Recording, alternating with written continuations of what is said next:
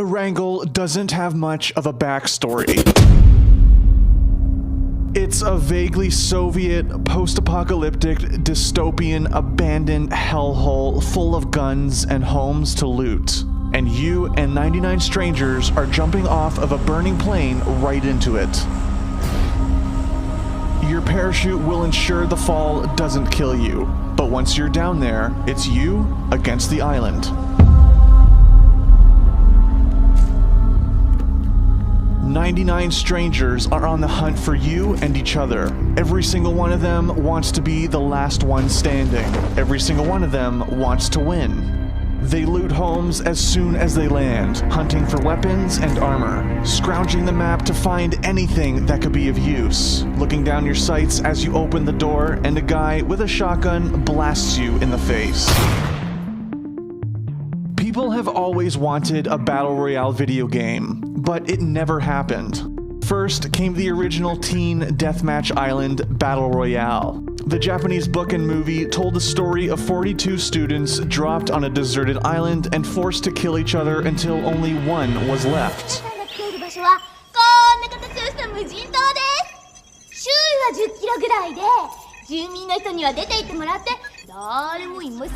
It got people asking what they would do if they were in that situation. But the movie was not released in the West for years, leaving it an obscure cult classic.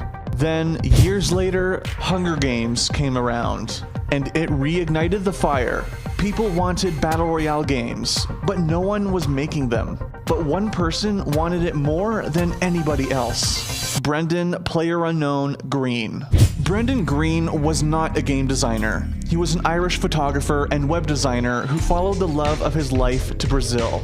2 years later, he was divorced and looking to get his life back on track. He made it back home to Ireland, and while living on welfare, Green discovered the games Arma and DayZ. For those who don't know, Arma is a hyper-realistic military shooter known for the scale of its combat, its attention to detail, and graphic fidelity. Also known for being the foundation for an incredible number of mods, many of which were spun off of into their own games. DayZ is one of the best-known Arma mods, which use the hyper-realistic combat mechanics to simulate a zombie apocalypse. So yeah, I started off making a mod basically back in Arma 2 because I wanted to make a game I wanted to play. I saw games like the Survivor games, which were events for streamers, and I wanted to play that myself. So I decided to see if I could actually make one, and Arma 2 Battle Royale was born. The Battle Royale mod for Arma 2 was a departure from the tightly directed experiences offered by AAA games like Assassin's Creed. Green was not interested in those types of games. He wanted something looser, something grittier, something that gave you the freedom to show what you would do in a battle to the death. As DayZ broke free of Arma and became a standalone game, other developers took notice of how popular Green's mods were in the niche Arma community. Sony Online Entertainment, now known as Daybreak, hired Green as a consultant on their own DayZ-style zombie survival game. That mode eventually became H1Z1 King of the Kill, but by February 2016, Green had moved on. He was headed to Korea, where he got an interesting offer. Chang-Han Kim, a Korean game designer working for Bluehole, wanted to make a battle royale game. He was inspired by DayZ, but when he researched the battle royale format more and more, he kept coming across Green. And less than 1 month later, he was Bluehole's creative director. Development moved fast. Green and Kim's team had the autonomy to create the game that they wanted, and they wanted it to be playable within 1 year. The game started its development in early 2016, and the plan was to follow an early access schedule. Green and Kim wanted to get the game in customers' hands fast for a low cost, and keep improving it over time. But the foundation needed to be laid down before anything else.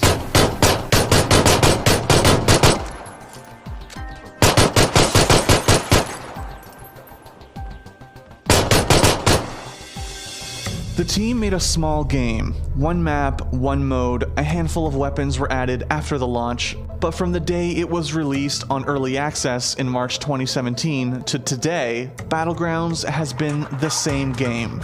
However, when it first came out, there wasn't quite anything like it. Sure, Green's mods were still out there, but mods are never quite as popular as standalone games.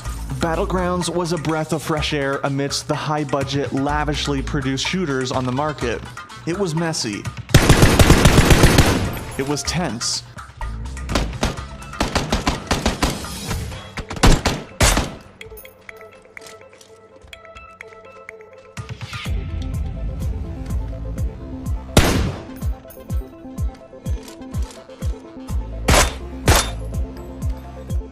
And it was complicated, but most importantly, it was fun. The island is the most important part too. While Green has said that his team is working on more maps, Erangel will always be the most iconic thing about Battlegrounds. It's the game's main character, with familiar landmarks, wide open spaces, and bizarre, unique topography. It's not realistic. Swamps, farmland, mountains, and towns all mingle together to make a backdrop that has much of a hand in the action as the players do. And the players came to Battlegrounds fast. For only $20, they got to live the fantasy of surviving the apocalypse. The game's player base grew every week. 10 million rounds of Battlegrounds were played in the game's first 4 months, and it made $11 million in 3 days. By April, it had sold 1 million copies. 1 month later, it was at 2 million. The next month, it hit 4 million. In August, Battlegrounds became the most played game on Steam in terms of concurrent players. By September, it had beaten Dota 2's record of 1.29 million concurrent players. By October, it had hit 2 million players on Steam, and became the most popular game in South Korean PC bungs, beating longtime king League of Legends. When the game cracked 2 million copies sold, Bluehole held a charity invitational tournament. I killed him? Let's go, baby! Woo! 3 months later, ESL held the first major Battlegrounds tournament, cementing a possible esports future for the game. Green told GamesIndustry.biz that he has always envisioned his mods to be a spectator sport someday, and his baby was finally taking its first steps. People still ask if Battlegrounds can be an esport. It has the audience and the player base. The only problem is the logistics. Gathering 100 people for a LAN tournament is not the easiest thing in the world, which might limit it to events like ESL 1s and DreamHacks. But esports is not the only place Battlegrounds is growing. The game is selling more and more copies by the day, and even bigger companies are taking notice. Tencent made a deal to publish the game in China. Facebook cut a streaming deal with Bluehole. Epic Games, who assisted in modifying the Unreal Engine for Battlegrounds, made a Battlegrounds-inspired play mode for their game Fortnite. And Microsoft touted a timed console-exclusive version of Battlegrounds for Xbox One at E3 2017. We can't wait to bring PlayerUnknown's Battlegrounds exclusively to Xbox One later this year, with an update for Xbox One X enhancements shipping with the final version. Battlegrounds' future is bright. There's no sign that the game will stop growing anytime soon, and with imitators starting to crop up, that just gives Battlegrounds more chances to innovate and be better than the competition. Battlegrounds is the beginning of a new video game genre, and no one saw it coming. Thanks for watching.